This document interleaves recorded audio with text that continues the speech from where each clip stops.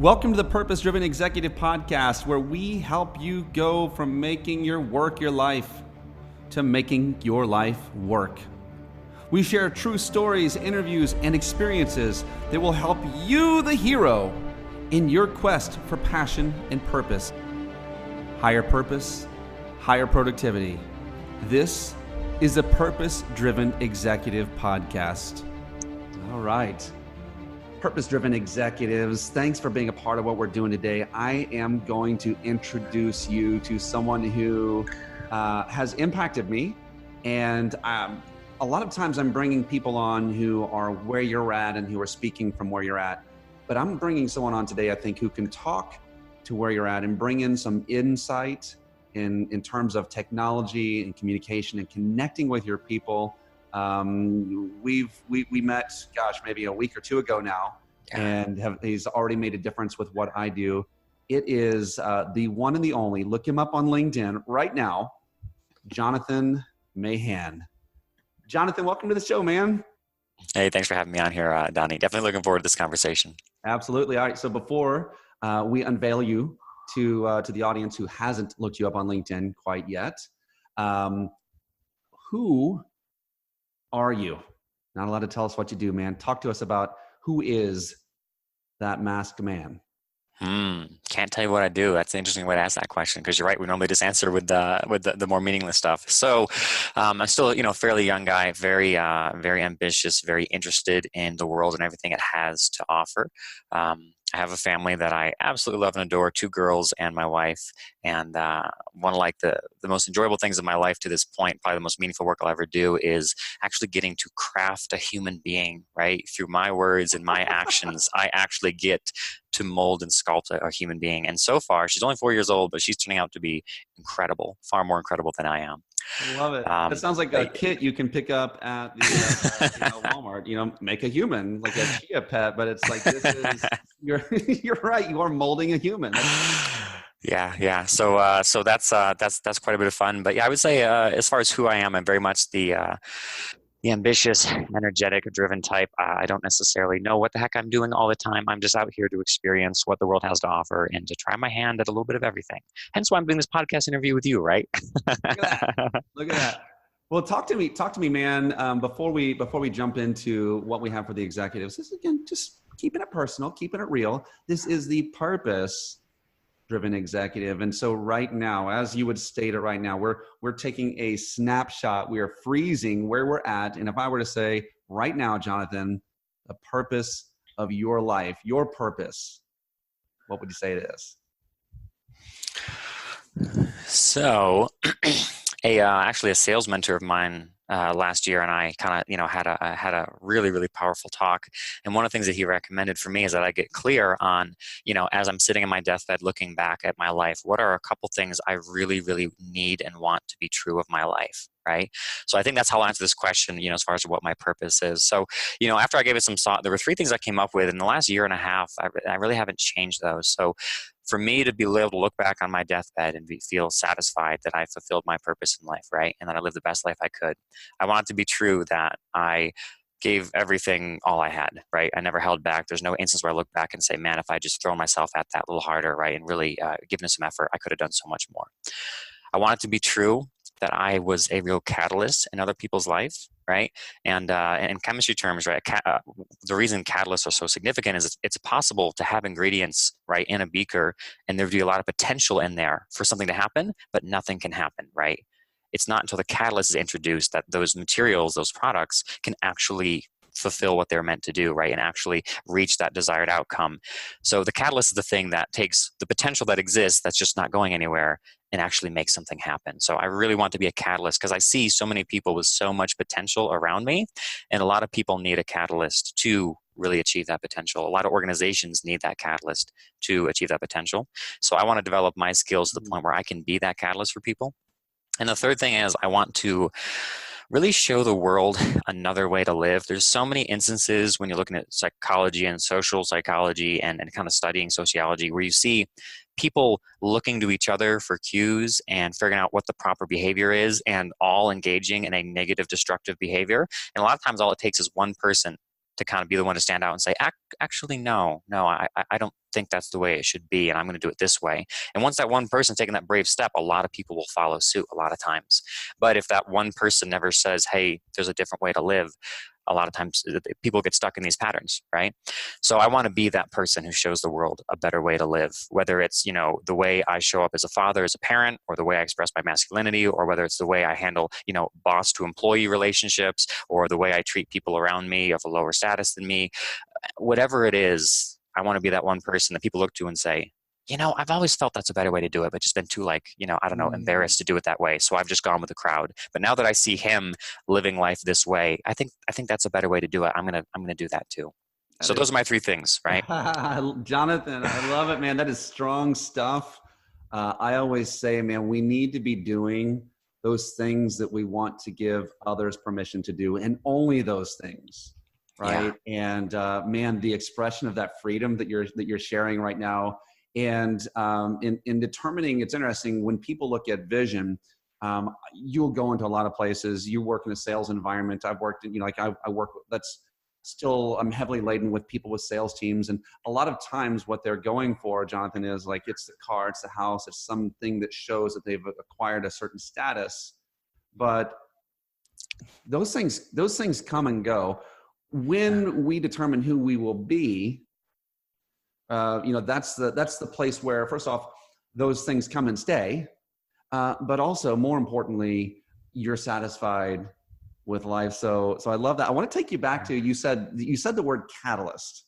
Yeah. And I often talk about that. I love the, you really gave it, you gave a really good snapshot of what that is. Jonathan, who's been a catalyst in your life? And, gosh, man, I don't know who out there, and how have they impacted you as a catalyst for you?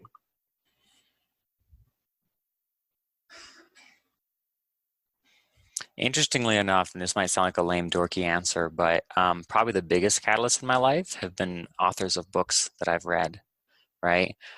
Because they, more than anything, have opened my eyes to another way to live life, right? And made me realize what potential was actually within me.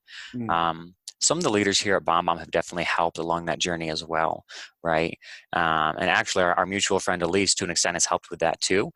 She's opened up some doors, given me some opportunities, which has helped me to recraft my view of myself. And the first step to making any change in your life is you got to change how you see yourself, right? Before the world can change how they see you. Yep. But honestly, when I think back, because for me, I started listening to audiobooks regularly about 3 years ago, and the change that's happened in the last 3 years has just been mind-numbing. I can't believe I'm doing the things I'm doing now, considering who I was 3 years ago, right?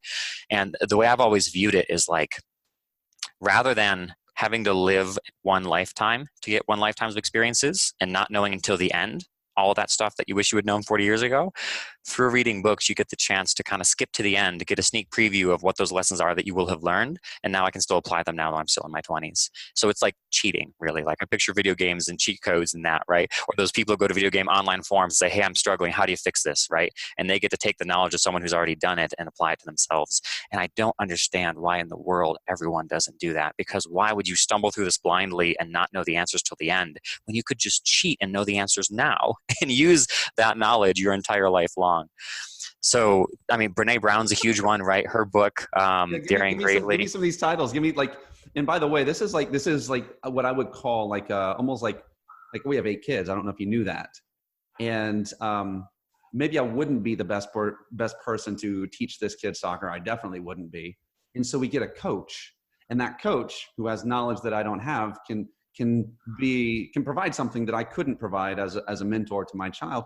And not all of us have great scenarios where the mentors are there, but you've given really the best way that I've personally experienced. And I've got a lot of great mentors, but books, man. So hit me with some of these titles. Give me some of the, so Brene Brown, which one? Daring Greatly, or what's your? All of her work, but I would say Daring Greatly is the one that, the first one I read that significantly impacted my life and made me realize, again, there's another way to live. There's a better way to live. In fact, when I talk about that rock of mine for my life, about showing the world a better way to live, one of the main ways I want to manifest that is through that openness, authenticity, and vulnerability. That's one of those areas where a lot of times it takes one person to raise their hand and be vulnerable for suddenly everyone else to feel like they have permission to do that too. So her work has been huge on my life. I would definitely say there's a book called How to Talk So Little Kids Will Listen by Joanna Faber.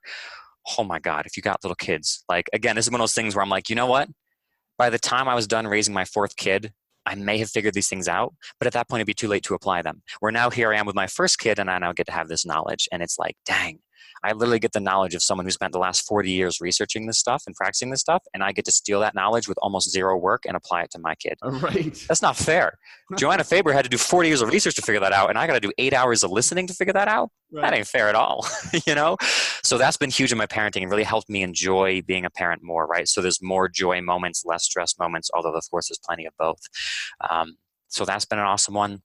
And there's a book called Captivate by Vanessa Van Edwards, which is all about understanding people better and, you know, building better relationships. Because I naturally don't have like the best people skills, right? So for me, I've always felt like that's the area that held me back more than anything. And this book, Captivate, is fantastic, right, for clearing away those barriers. So that's been great. Professionally, right, the book Spin Selling by Neil Rackham is fantastic for selling. Building a Story Brand by Donald Miller is fantastic for figuring out marketing. Mm-hmm. So those are probably the biggest ones. Good list, man. Good, solid list. Those are good. All right, I'm gonna and I'm gonna pause. And hey, thanks for being someone who is on this journey of purpose with me, and I am with you, my friend. And I've got something for you. Have you ever been moving towards purpose, and sometimes it just looks like a big mess? Sure, you have. We all have. And the reality is we're usually not going to get to a destination unless we have a roadmap. And that's exactly what I've created. If you will go to purposedrivenexecutive.com, you can get it for free. And this is the culmination of all of my studies, all of my coaching, all of even my own personal living. And I've created a very visual, very easy way for you to map out your purpose. This is for you. This is for people you're leading. This is for your family. Go on over right now, purposedrivenexecutive.com, and get your free map of purpose. Just like when you said something, I recently spoke to someone else, and really they call millennials and Gen Zers the generation of the cheat code. And the reality is, it's funny because so much of the previous generations, like, you know, like I blistered my thumbs on the old Nintendos with the cross, you know, like those old controllers with two buttons on the right and the crossbar on the left. And for that, a lot of us, it's like, yeah, I earned my way up to that, and I fought and there is something about the battle of getting there. Mm-hmm. But if you can get there without the struggle, why wouldn't you? And I love that it's almost like your generation is the one that's kind of figured that out, of like, it doesn't have to be hard, I don't think. Yeah. And, why don't we cheat? But I want to pivot and go to a place that I think that you are an absolute expert at, and as much as any of us can be an expert, I think a lot of us prop ourselves up as that, and maybe not so much. But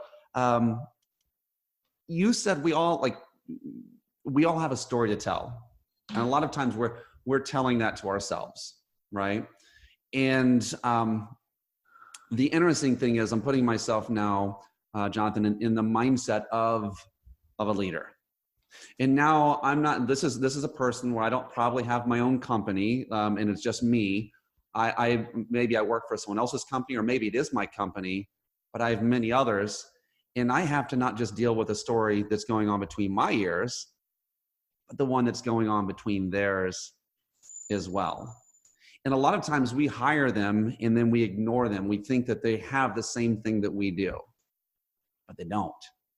And the most valuable thing that can ever happen is your people, lips are moving and they're communicating what you want them to say, but there's not a lot of us who are helping them with the story and replaying the rerun of that story so that they get it clearly. And you are the expert, my friend, at video, and we'll just call it using technology and leveraging technology to help others to have a message.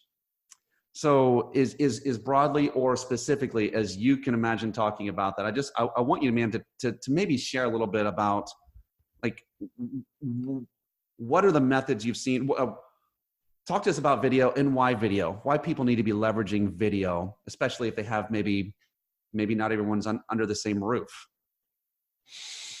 So when you talk about story, right, and relaying that story, and I'm kind of interpreting it from the position of leaders relaying the story of their company to their employees, right? Relaying the values of their company, relaying the purpose of their company, the mission of their company, again, the company's story to people. Because ultimately, when people understand where they fit in a story, it helps give them a little bit more meaning to their work, a little bit more purpose to their work, Yeah. right? And that is, I would argue, one of a leader's principal duties is to help people understand that story, see where they fit in that story, because that ultimately sets the tone for the culture of the whole organization, right? And leaders are 100% should be focused on that culture of the organization. The thing is, though, story and communication is very rich and very complex in its nature, and a lot of the way we relay some of that is through nonverbal cues, right? Even just the way I'm speaking now, my tone has fluctuated quite a bit from this sentence to a sentence a little while ago, and you're pulling meaning from that, right? Human beings spent, thousands and thousands of years of our time together, face to face, using our tone, our voice, our pace, our pitch, our body language, our facial features, and if you're like me, our hand gestures, like I can't talk without my hands, to relay information. And that seems to be the gateway to getting people to really understand and accept what you're saying. They've done research on TED Talks, right? And the absolute highest performing TED Talks are the ones where people were using lots of gestures, and some of the lowest performing TED Talks that had very few gestures at all. You wouldn't think in a 17-minute talk where you're trying to teach someone something, waving your hands around would matter, but it does. It helps us really feel the impact of the message. And I think it's not just an emotional feeling. I do think there's an understanding, because there's a lot of things that us as human beings understand that we can't put into words. Mm-hmm. And if we're trying to share using only words, that side of the story is never going to come across, right? Mm. So the power of video, of course, is that it captures all of that. It captures the voice, the tone, the pace, the hand gestures, the facial features. All of that is captured. So I think not only does it resonate more emotionally with your employees when you're, sharing your story and setting the cultural tone that way, but I really think they can understand the unspoken things. And a lot of times it's the unspoken things that matter, right? You look at a bunch of corporate mission statements, from 10 companies in a similar industry, you're going to see very similar corporate mission statements. The words are similar, but then you take, a day in any one of those offices experiencing that culture, it's all the nonverbal things that really carry the weight.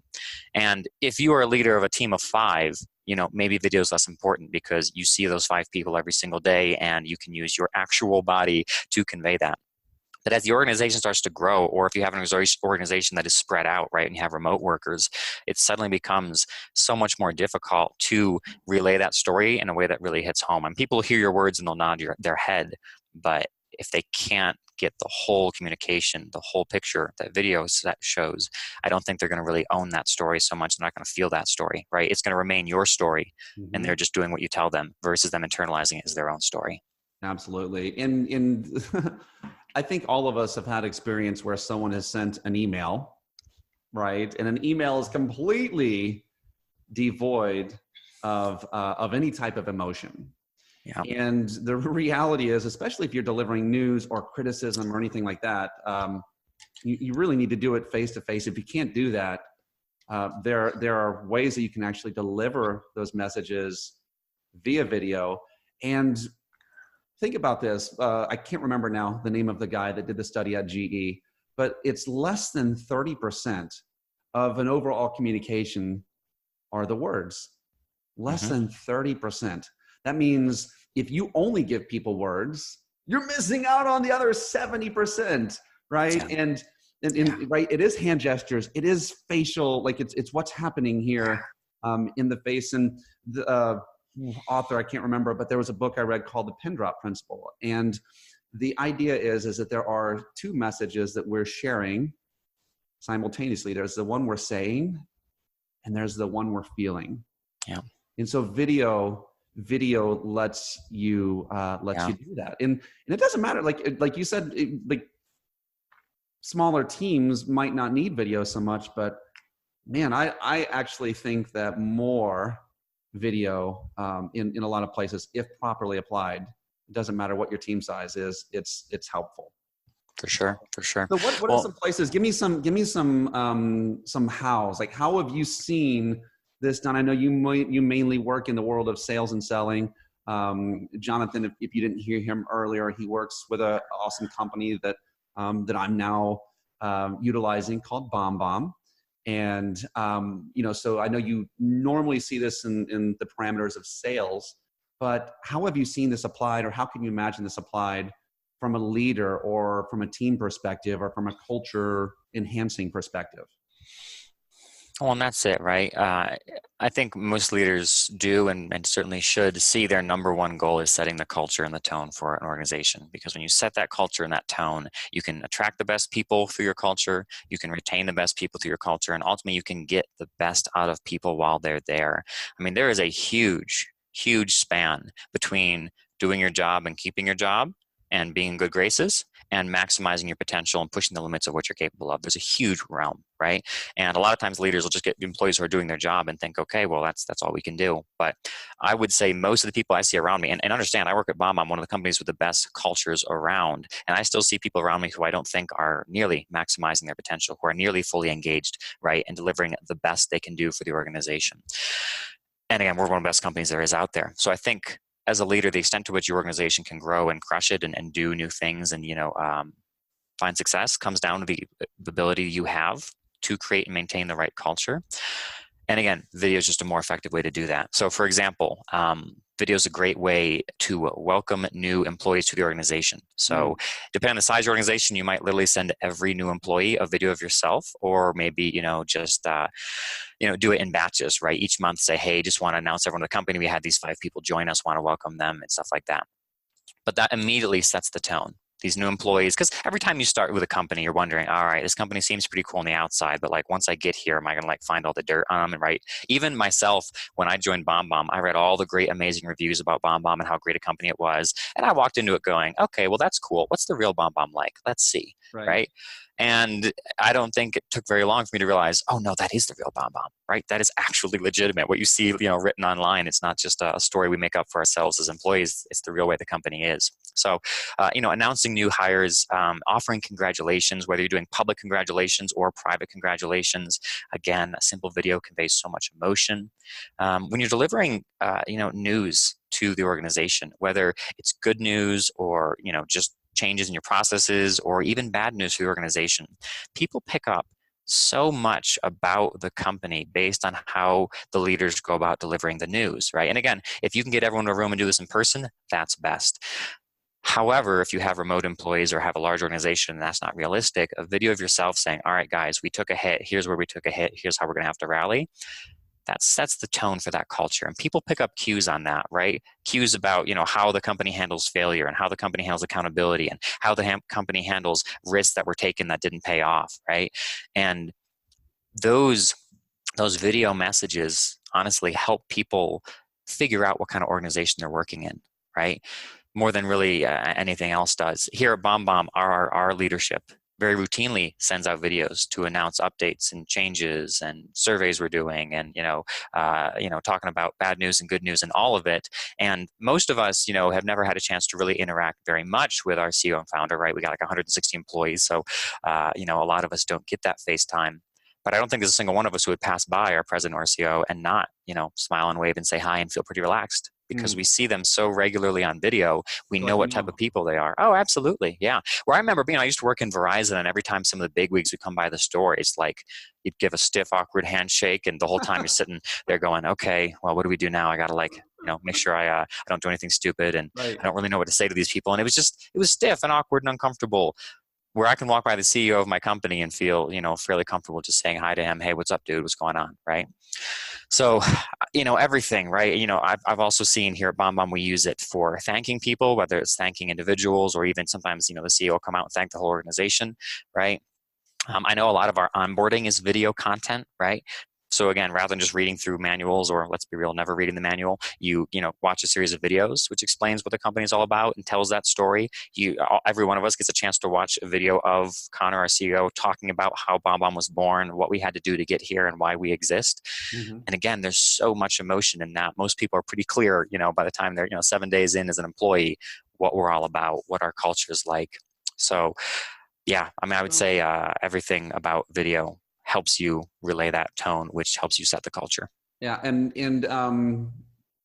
there is. I'm glad you mentioned that. Human touch, right? It doesn't negate the necessity of that. We have to do that. But the question I ask myself is like at some point, like that's not scalable. You can't talk to every single person. Yep. And in a meaningful way in a company, especially as your company gets larger and you have a job to do. Yeah. So, but using video appropriately, having one-on-one discussions appropriately, and there are other tools, frankly, and I'll share one at the end and how I have companies use it called Marco Polo. Yeah, that's a great app. I think is a phenomenal way to also, again, just utilize and leverage the technology that's out there to help you to make sure that you're communicating. Yeah. Well, Zoom's one of those tools, right? And, I happen to sell BombBomb, but I tell you, if I wasn't selling BombBomb, I'd be selling Zoom, because Zoom's an incredible product that, again, accomplishes the same thing. Because what video does, and I think I'm probably stealing this from our CMO, CPAS, I think it's the first place I heard it, but what video does is it creates emotional and psychological proximity in the absence of physical proximity, right? And again, Zoom does that. BombBomb through video email does that. If you have everyone running on Marco Polo, that does that. So that's just the power of video in general, however you use it. Say that again. That's going to be a little clip I'm putting on my phone. So say it again. Video what? Yeah, so video creates emotional and psychological proximity in the absence of physical proximity. Love it. And yeah, that's what it's all about for sure. Right. It's about connect. Like if you are not synchronized with your people, you're not going to be going towards the same mission. Everyone's going to be doing their own thing, and you're just going to be out of whack. All right, I'm going to bring something to you. I was dealing with a leader. I can't tell.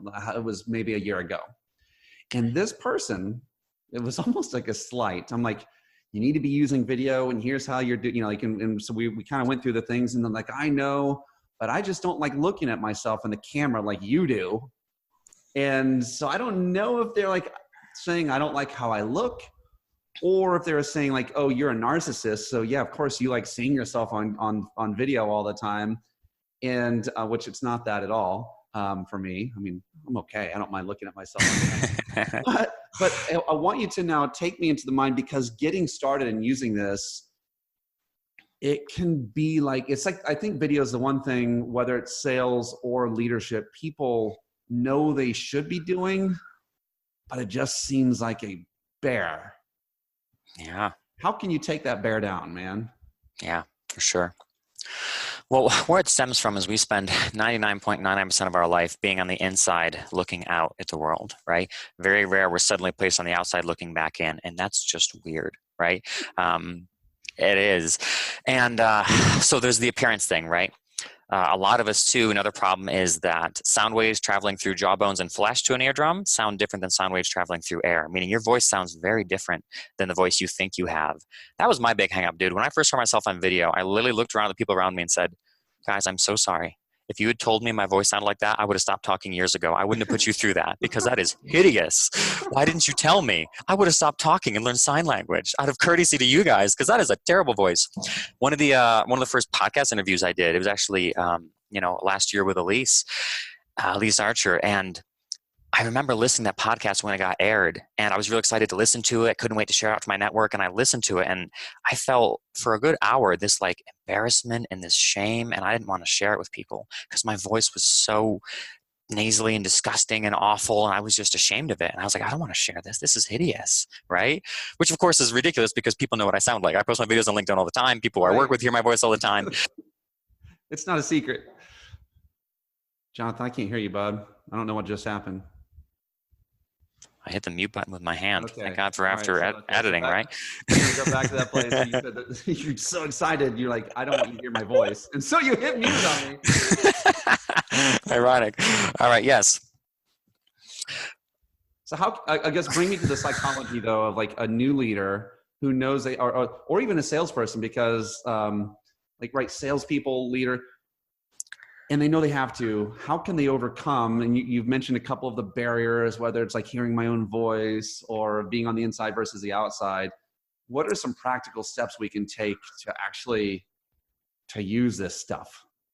Yeah, no, that's absolutely, because that's very important, because getting started with video, there's real psychological and mental barriers there, right? More than really any other thing, because when you're using video, what you're also doing, especially simple personal videos like BombBomb or something like, Zoom, you're very much showing up authentically, unedited, raw as you are, rather than the polished version of yourself you like to present to the world, right? So it's not even about using a new piece of technology. It's to an extent about shifting the way you approach the world and the way you approach business and the way you show up in a professional context. And that's the way a lot of people struggle. A lot of people, when they get started with BombBomb, are asking, well, can I edit my videos, and can I produce my videos, and can I have a nice fancy background, because I don't want them to see like my cluttered office. And it's like, video isn't just about video, right? And honestly, I've seen a lot of people do amazing things with BombBomb, and I've seen some people not do too well with BombBomb. And the people who are absolutely winning with video in every sense of the word are the ones who aren't just using video as a new cool technology. They're ones who are using video to show up authentically as they are and be real with people. They're being real with their employees. They're being real with their prospects. They're being real with their customers. And that involves mistakes, and that involves cluttered offices in the background. That involves kind of having to clear your throat, or, it involves having to lose track of your words, right, in these videos. So first off, there has to be a certain willingness before you start using video of saying, you know what, I'm okay with showing up as I am. I'm okay with people seeing the real me, not the polished version of myself I put on social media. And the people who adopt that mentality and use video absolutely crush it with video. The people who still hold on to that polish, that pizzazz, and try to script things out, they do okay with video, but ultimately a lot of that power is drained of it. So practical steps that I found are really helpful, right? So one of the things a lot of people say, especially with video email, right? Probably less through Zoom, but with a video email, they say, all right, I have an idea what I want to say. I press play, I look at the camera lens, and they forget what they were going to say, right? They lose it. So I always tell people, quick little cheat, write down 3 main talking points, put it in a little Post-it note right next to the camera lens. No one can really tell if your eye moves from the camera lens to the Post-it note. It's not a script, but it's 2 to 3 talking points. So if you lose your place halfway through the video, you can remember it, right? That helps. People who really hate seeing themselves on camera, you can shrink the size of the window you see yourself in, right? With a BombBomb video, I think by default our window's like that big. You can shrink that sucker down to like 1 inch by 1 inch. If I was in this Zoom call with you and I hated how I looked, I could shrink this Zoom, window down to pretty small as well. So you can just focus on delivering your message and not see yourself out the corner of your eye talking, right? So that certainly helps. Something that I actually learned from my work with Elise Archer, because she does a lot of stuff helping people, with their video confidence as well, is that you have to enter into the mindset that this video is not for you. If you're welcoming a new employee to your company, that's not about you. That's not for you. It's for them. If you're reaching out to say congratulations or, on a promotion you just got, again, that has nothing to do with you. It's not about how good you look or don't look. It's about the recipient. Taking this to the extreme, imagine this. Imagine you're sitting there and you see someone who's on their phone. They're about to walk into the path of oncoming traffic. You wouldn't care about how graceful you looked as you stopped them and saved them from walking down oncoming traffic, because it's not about you. It's about them. So the less extreme version, video is the same thing, right? If you want to teach and educate and provide value, or, provide people with a nice, warm, happy feeling by saying, hey, I appreciate you, you're the best. Video is about them. It almost doesn't matter how you look or how you come across or how professional you are, because this whole thing isn't about you at all. It's about the recipient. So if you can focus on them and focus on providing value to them and focus on the effects you're having on the recipient, it helps you get out of your own head to the point where you're not saying, oh man, look at my hair, or man, I tripped over my words, or something like that. So that's a really good mindset shift. I love it. I love it, because this is the purpose-driven executive, and what you've done, you've actually tied this and presented the case that this is actually about authenticity.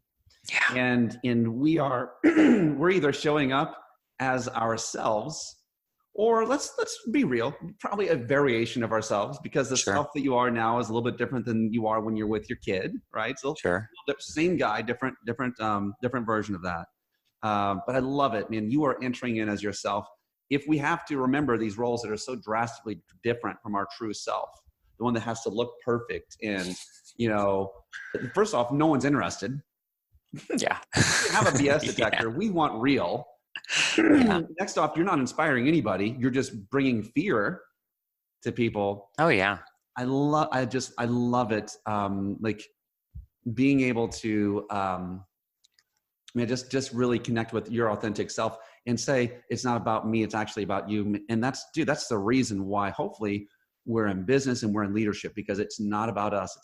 It's about them. So that's strong and powerful. All right. I'm going to let you back clean up here, and we're going to say goodbye, and I'm going to leave all of your information and contact stuff, or actually, at the end, you can tell us how you'd like to be contacted. But I'm going to give you a choice of one of two questions. Okay. All right. All right. So you can either address the one video that everyone must have in their organization. I don't care if it's sales. I don't care what, like if you were to start, if the company doesn't have any videos, like the one video and just a real quick, simple, like you're a coach. So coach us through what that one video would be. All right. Or we'll just call it the first video. Okay. And then the other option, so option B, is getting used to looking at this camera thing, because it's most people don't see it as a human face, and they just look at themselves in terms of the video. So looking here, my little secret is I put little eyeballs on top of mine. There we go. Yeah. I'm going to invent something that actually where I print those off and sell those to all over the world. But there we go. So you can take on one of those two things for your final question, and we're going to wrap it up and say goodbye. Well, don't tell me what to do, Donnie. I'm going to answer both. It should be pretty quick. So the one videos you should start with, the best place to start is gratitude and appreciation videos. If you're a salesperson, express gratitude and appreciation to your best customers, to those who have sent you referrals, to those who have, made an impact in your life. Gratitude and appreciation. If you're a sales organization or a sales leader, right, or even just a leader of any kind, express appreciation to the people in the company who make it all possible. Express appreciation and gratitude to those who have taught you the most. But that's where you always want to start. That kind of gets you a little more comfortable on camera, and it also helps helps show you the power of video early on before you ever start selling with this. Yeah, don't script it. That's it. Now, as far as getting comfortable looking at the camera lens, one of the most effective things you can do is just send videos to yourself. You're driving home and you go, oh, shoot, this is good. This is a good idea. I got to remember this tomorrow. Like, well, okay, maybe not when you're driving, but when you get home, bust out the phone and just send a video to yourself. If you don't have BombBomb, you can just take the video and leave it on your camera roll. If you have BombBomb, you can send it to yourself. But there's a certain skill set involved in being able to stare at a camera lens and still form coherent thoughts, right? And that's a barrier. And you can overcome that barrier yourself. Or, hey, I need to buy milk, eggs, and broccoli at the grocery store tomorrow. Like, simple voice memos basically, but use a video for it. So for a lot of people, that's how they get started. They say, all right, my first 10 videos, I'm just going to send to myself so I can get used to talking to a camera lens. And then from there, you move up to your gratitude and appreciation videos. And then from there, you graduate onto your selling videos.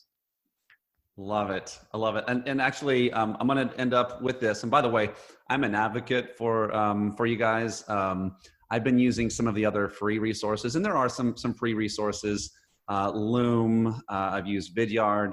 And I've got to tell you, like, I've really enjoyed my experience already with BombBomb. So this is a non-paid promotion, but it makes me feel like, listen, when you're doing something and it makes you feel magic, like you need to do that. And so being able to I feel like a ninja with some of the videos I've been sending out and getting great results in terms of sales and appointments and stuff like that. That being said, if you're leading a team, you need to check out, I'm going to have a course online for how to utilize. As a matter of fact, one of my partners created an actual full course on it, how to use Marco Polo to lead your team. And so this is just a video walkie-talkie, and where you create a video and it goes out to your team, and you can encourage everyone at the same time. And if any of them have questions, instead of them coming to you, they can Marco Polo it, and it goes out to the whole group, and people can answer, they can share good news. And it's just a neat way to build a video community to where it's not just you as a leader doing it. You have other people kind of firing it back all around. That's a free resource. I definitely love and appreciate BombBomb. Of course, if you're meeting with anyone over a distance, you need to be using Zoom, which is what you and I are using right now. It's the best. Listen, there's no excuse. This stuff is so easy. Click a button. Get over yourself. Stop. It's not about you. I love that message, Jonathan. It's not about you. It's about those that you're helping, and that's why we're here, man. Tell us how we can reach you, and we'll say goodbye. Yeah, certainly. So you can email me directly, right? jonathan.mahan@bombbomb.com. There's no unnecessary H's in Jonathan, just JONATHAN. Mahan is .MAHAN and at bombbomb.com. BombBomb.com. You can also just find me on LinkedIn too, right? I post very regularly there about, video best practices, stuff of that nature. I'm fairly responsive to messages there. So if you search on Jonathan Mahan, BombBomb LinkedIn into Google, I'm sure I'll come up. So either one of those ways. And again, if you want to talk about BombBomb, right, I sell that product. I'd love to talk about it. But even if you just want ideas on getting more comfortable on camera or ideas for social media, I don't mind giving anybody 15 minutes of my time to chat with them. It's not the part of my job I get paid for, but it's part of my job I enjoy the most. So you're not going to bother me by saying, hey, can I take 15 minutes of your time to chat? And I'll certainly do that willingly. Lights, camera, action. Jonathan, thanks for hanging with us today, my friend. Well, thank you for having me, Don. I certainly enjoyed this conversation, as I knew I would.